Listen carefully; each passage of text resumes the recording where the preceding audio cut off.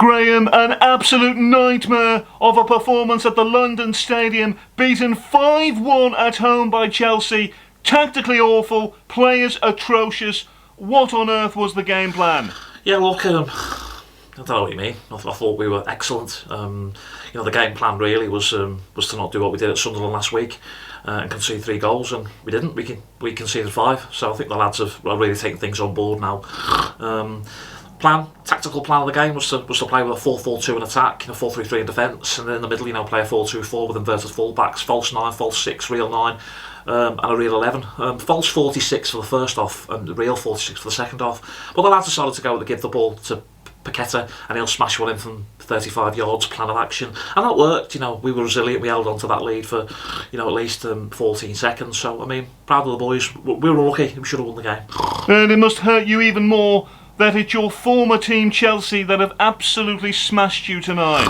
No, not at all. I'm delighted really, because the reason Chelsea is so good is my coaching that I did there. You can see now, the way they've come on. They're amazing, and that's down to me, and I'm sure they'll thank me one day really. I should have got one of those thingy-majig trophies that nobody cares about that they've just won. Should have got a medal for that really, but I didn't.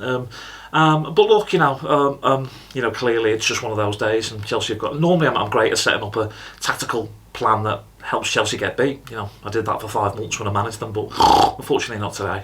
Only 2 games in, and the West Ham fans are already calling for you to be sacked, Graham.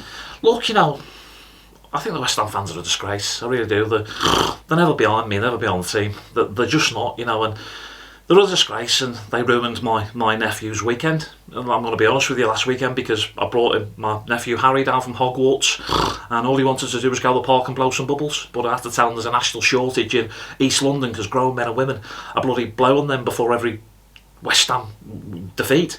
And they're just a disgrace, and it's probably their fault really, because all the bubbles get on the pitch, they get in the players' eyes, the players can't see, and that's probably the reason that we get beat. So it's on the fans really, they're a disgrace. Let's be honest, Graham, if this carries on, you're in trouble. Are you concerned you could lose your job?